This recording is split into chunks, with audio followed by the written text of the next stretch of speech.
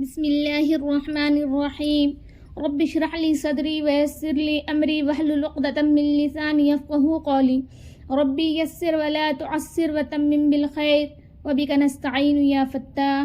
السلام علیکم ورحمۃ اللہ۔ کیسے ہیں آپ لوگ؟ امید ہے کہ آپ لوگ خیریت سے ہوں گے۔ الحمدللہ ہم بھی ٹھیک ہیں۔ آج ہم آپ لوگوں کو قرآن اور حدیث کی روشنی میں نماز سے متعلق چند احادیث بتانے والے ہیں۔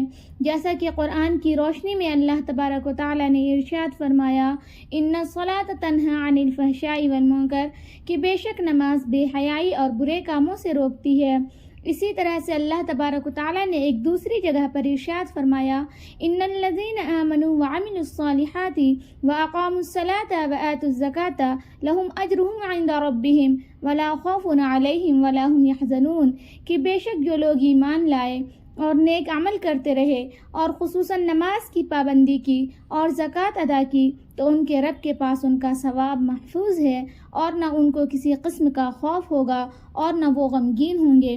مفہوم حدیث ہے، عن ابن عمر رضی اللہ عنہما قال قال رسول اللہ صلی اللہ علیہ وسلم، بنی الاسلام علی خمس، شہادۃ ان لا الہ الا اللہ وان محمد رسول اللہ وإقام الصلاة وإيتاء الزکاة والحج وصوم رمضان۔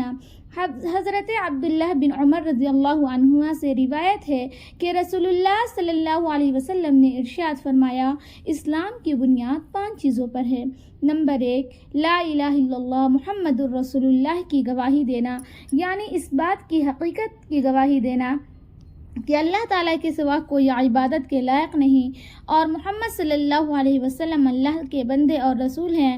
نمبر 2، نماز قائم کرنا۔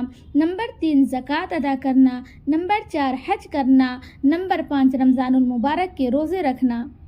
مفہوم حدیث ہے، عن جابر بن عبداللہ رضی اللہ عنہما قال قال النبی صلی اللہ علیہ وسلم، مفتاح الجنت الصلاۃ ومفتاح الصلاۃ الطہور۔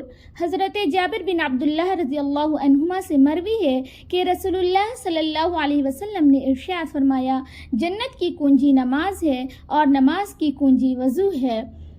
مفہوم حدیث ہے، عن انس رضی اللہ عنہ قال قال رسول اللہ صلی اللہ علیہ وسلم، جعل قرۃ عینی فی الصلاۃ۔ حضرت انس رضی اللہ تعالی عنہ سے مروی ہے کہ رسول اللہ صلی اللہ علیہ وسلم نے ارشاد فرمایا، میری آنکھوں کی ٹھنڈک نماز میں ہے۔ مفہوم حدیث ہے، عن عبادۃ بن الصامت رضی اللہ عنہ قال سمعت رسول اللہ صلی اللہ علیہ وسلم یقول، 5 صلوات افترضهن الله عز وجل من احسن وضوءهن وصلاهن لوقتهن واتم ركوعهن وخشوعهن كان له على الله عهد ان يغفر له ومن لم يفعل فليس له على الله عهد ان شاء غفر له وان شاء عذبه۔ حضرت عبادہ بن صامت رضی اللہ عنہ سے مروی ہے کہ میں نے رسول اللہ صلی اللہ علیہ وسلم کو یہ ارشاد فرماتے ہوئے سنا، اللہ تعالیٰ نے 5 نمازیں فرض کی ہیں، جو شخص ان نمازوں کے لیے اچھی طرح وضو کرتا ہے، انہیں مستحب وقت میں ادا کرتا ہے، رکوع اطمینان کے ساتھ کرتا ہے اور پورے خشوع سے پڑھتا ہے تو اللہ تعالیٰ کا وعدہ ہے کہ اس کی ضرور مغفرت فرمائیں گے، اور جو شخص ان نمازوں کو وقت پر ادا نہیں کرتا اور نہ ہی خشوع سے پڑھتا ہے تو اس سے مغفرت کا کوئی وعدہ نہیں ہے، چاہے مغفرت فرمائیں چاہے عذاب دیں۔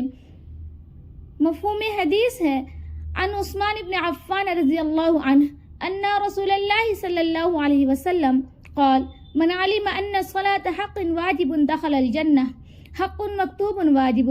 حضرت عثمان بن عفان رضی اللہ تعالی عنہ سے روایت ہے کہ رسول اللہ صلی اللہ علیہ وسلم نے ارشاد فرمایا، جو شخص نماز پڑھنے کو ضروری سمجھے وہ جنت میں داخل ہوگا۔ مفہوم حدیث ہے، عن عبداللہ بن قرط رضی اللہ عنہ قال قال رسول اللہ صلی اللہ علیہ وسلم، اول ما يحاسب به العبد يوم القيامة الصلاة فإن صلحت صلح سائر عمله وإن فسدت فسد سائر عمله۔ حضرت عبداللہ بن قرط رضی اللہ تعالی عنہ سے روایت ہے کہ رسول اللہ صلی اللہ علیہ وسلم نے ارشاد فرمایا، قیامت کے دن سب سے پہلے نمازی کا حساب کیا جائے گا، اگر نماز اچھی ہوئی تو باقی اعمال بھی اچھے ہوں گے اور اگر نماز خراب ہوئی تو باقی اعمال بھی خراب ہوں گے۔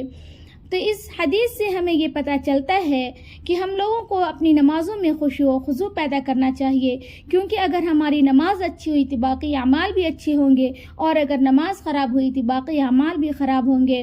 السلام علیکم ورحمۃ اللہ۔